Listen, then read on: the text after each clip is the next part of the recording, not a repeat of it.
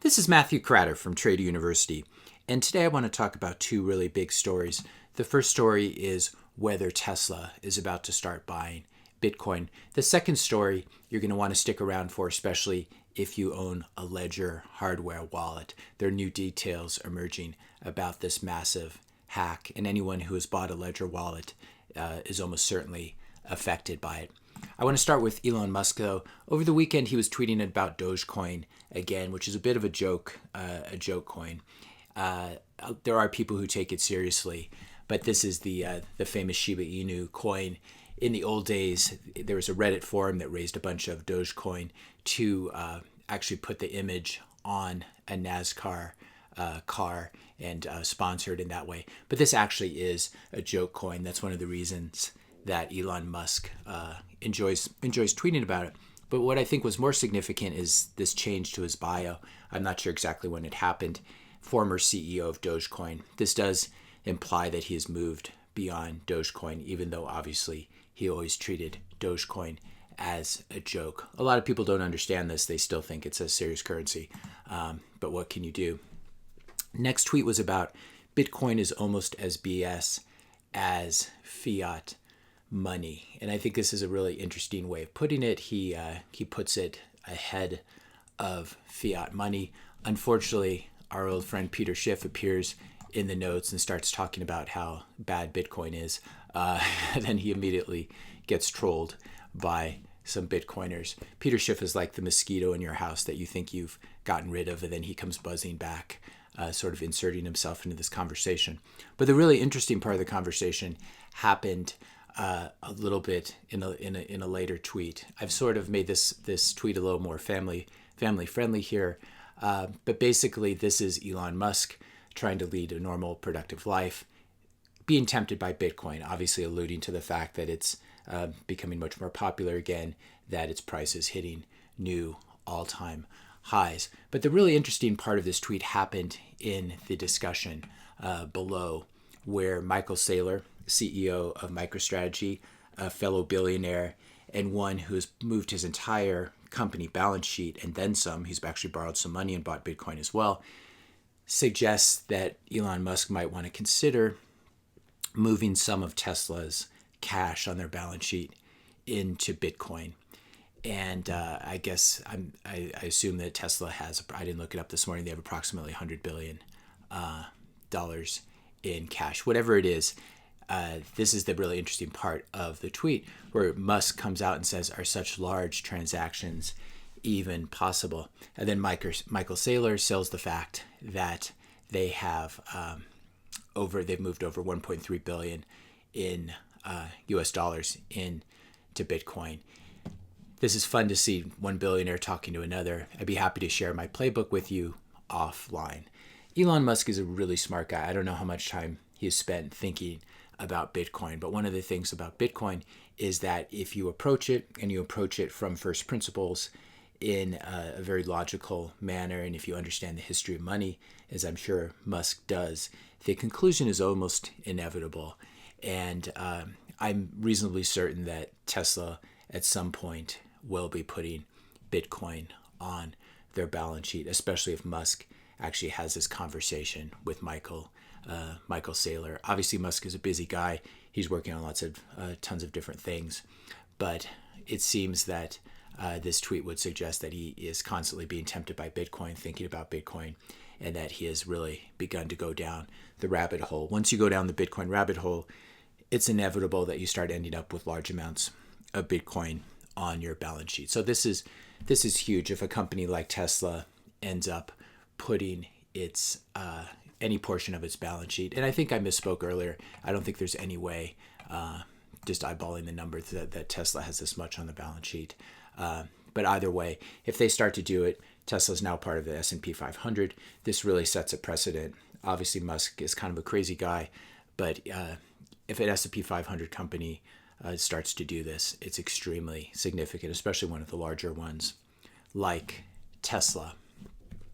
For those of you who wonder whether Bitcoin is still a good investment at these prices, Michael Saylor also tweeted that MicroStrategy just finished buying another $650 million worth of Bitcoin at an average price of $21,925 dollars per Bitcoin.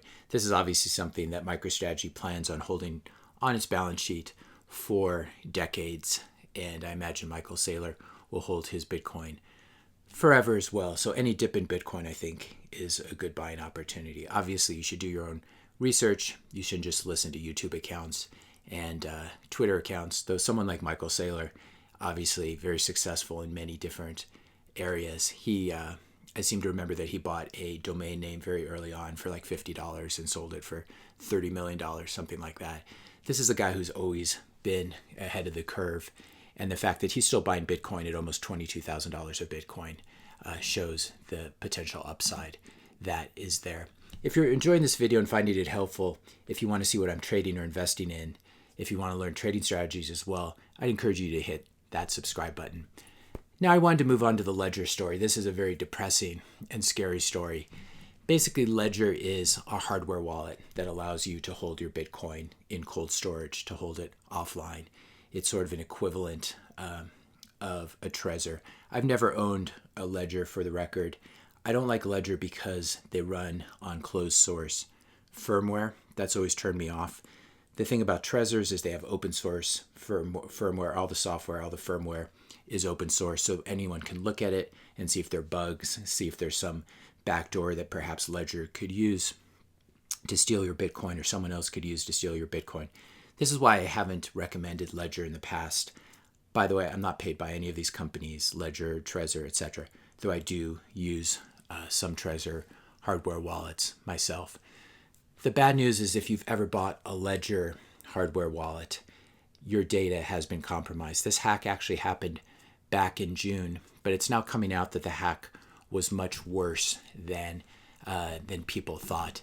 Ledger originally announced that there were only 9,500 individuals who were affected by this breach, but we're now seeing that there were more than 1 million email addresses that were released in this hack, as well as 270,000 physical addresses. So this was not a hack of Bitcoin. This was not a hack of your hardware wallet.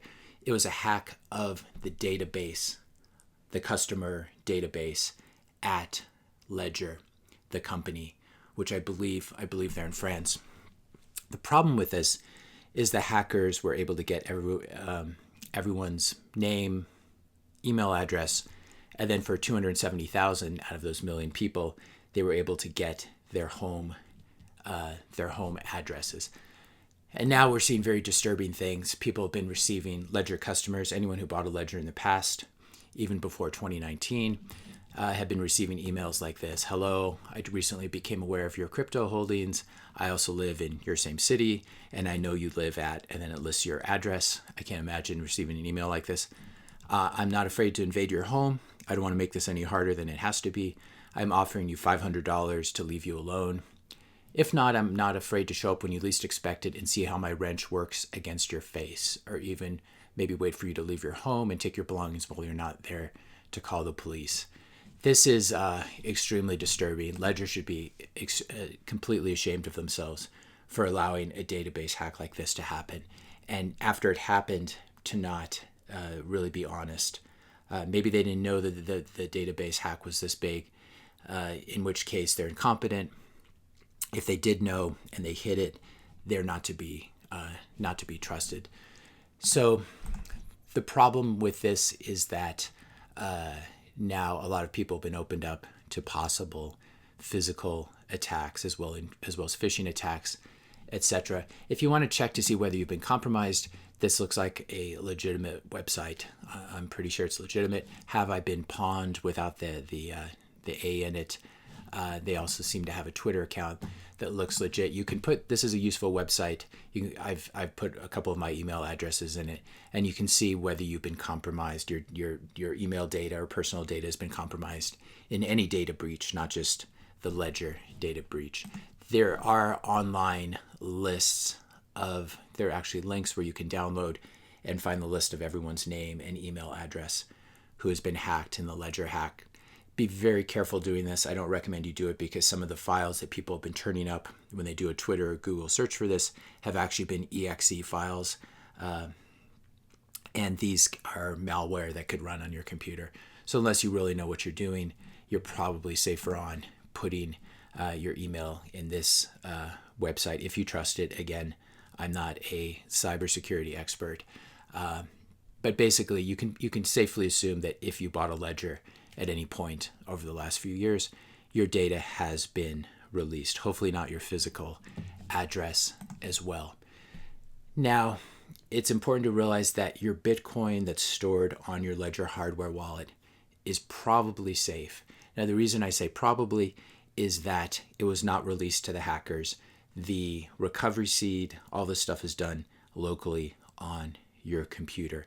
The one caveat, the one star I would put here, the one asterisk would be as long as you trust Ledger's closed source firmware. They are probably legitimate. It's not something that I want to have to trust. That's why I've been using Trezor wallets instead. There is a possibility that the firmware on Ledger could be somehow relaying information back to the company or create a backdoor for someone else to view it, maybe a government to view it, the US government or the French government. But the important thing is that I'm reasonably certain that the hackers themselves who hacked this database have no access to your Bitcoin or other cryptocurrencies stored on your ledger. So if someone contacts you, emails you, don't give them your recovery seed. Never enter your recovery seed, your backup seed, whatever you want to call it. This is basically the backup of your Ledger hardware wallet. Those 12 words or 24 words they were not in this database because they're generated locally on your computer. So don't make the mistake of thinking it's already been compromised and entering your recovery seed online in some web form. If you get some fake email from Ledger saying you need to enter your recovery seed, that is all a scam. That's not from Ledger themselves. That's from the hackers. So don't give away your Bitcoin. If anyone has your recovery seed, they control your Bitcoin and can move it and spend it. The bad news about this hack is that if they got your phone number, you're now at a much higher risk of a SIM swap attack. This is where someone steals your phone number. They go to a cell phone store. They try to steal your phone number. I go into this in a lot more detail in this SIM swap attack video, which I'll link to. But basically what they can do is they can use this to reset all your passwords, get in your Gmail or other email account, and then start going through all of your accounts. You can imagine what they can see inside of your email. If you have any sensitive photos there, if you have sensitive financial data, if you have old tax returns, all of this can be made public. So I like to turn off the SIM, the two-factor authentication on all of my Gmail accounts. For example, if they have your email, you're obviously at risk of a phishing attack where they send you some fake email and you click on the link and it starts running malware in your computer, or it leads you to a website where it tries to get you to enter sensitive data like your recovery seed. But the most disturbing one is obviously the $5 wrench attack, which we've talked about. If one of these hackers, and it's not just the original hackers, this stuff has now been released online, and I guess this data was being sold online before. So criminals now know that you probably, if you have a Ledger wallet, that if they have their physical address, they can come there and they can either try to find your hardware wallet in your house when you're not there, or they can show up with a wrench on your front door and start smashing things and try to smash you. This is very disturbing. Obviously, this can happen. And anyone can be a target. Anyone who drives a flashy car or somehow indicates on the internet that they have a lot of money or that they have something valuable in their house. So this isn't just a threat for cryptocurrency holders or Bitcoin holders, but it is definitely easier to steal someone's Bitcoin than it is to steal someone's car. You just hold a wrench to their head or a gun to their head, have them give you their recovery seed. I'm currently using a multi-signature solution, a multisig solution, which I've talked about in other videos. If you come to my house, there are no hardware wallets, there are no recovery seeds, and even if I wanted to, I couldn't give you the seed recovery, the recovery seeds in order to release the Bitcoin. But it doesn't stop people from trying. This is the world we live in. If you own a Ledger and were part of this leak, which you were if you do own a ledger, it has now become much more dangerous to store your recovery seed at your house or your hardware wallet at your house. You might want to consider looking into some of the multi-sig solutions. Casa Keys is one, Unchained Capital is another. I'll link to a video where I talk about how I store my Bitcoin using a multi-sig solution. I would finish by saying that I would say that Ledger has just lost all credibility, in my opinion. There was no reason, as far as I can see, to hold on to everyone's physical addresses for years in their database. It's extremely irresponsible. You can understand 30, 60, 90 days for shipping and returns. Maybe there's some regulatory thing that I'm missing where the governments are requiring them to hold on to this data. Either way, if you are a cryptocurrency security company and you allow a database hack like this to happen, it shows that you really don't know what you're doing. BlockFi is another company that got hacked, and I wouldn't trust them for the same reason. This is where I talk about the swim attacks. I'll link to that. As I mentioned, Ledger has this closed source firmware. It's one reason I like Trezor, that it's all open source. And so I'm sorry to say it, I have nothing against Ledger personally. I fortunately never owned one of their hardware wallets, but I would definitely recommend against using them in the future if someone asked me about it. A company only has one chance to, once I think it's Buffett saying that it can take, you can do well for 30 years and then you can destroy your whole reputation in 10 minutes. I think this is exactly what happened to Ledger. There's no reason to trust them now, and I wouldn't be surprised if the company has problems going forward. Again, no bone to pick with Ledger, not being paid by Trezor. I have no real dog in this fight, but I do continue to use to like Trezor's and also cold card wallets. And I think for significant holdings of Bitcoin, everyone should consider a multi-sig solution. It's a way of sort of making your house no longer a target for thieves, a honeypot, especially if you're a semi-public figure as I am, or if people know that you own Bitcoin. The best thing, obviously, is if you can avoid it. I was kind of an idiot. I put this all on YouTube. But if you can avoid letting people know you own Bitcoin, that is probably the best thing to do. If you found this video helpful, be sure to hit that subscribe and like button. Hit the notification bell if you want to be notified when I publish my next video. And let me know your questions and comments in the comment section below. Hope you all have a great week, and I'll see you in the next video tomorrow.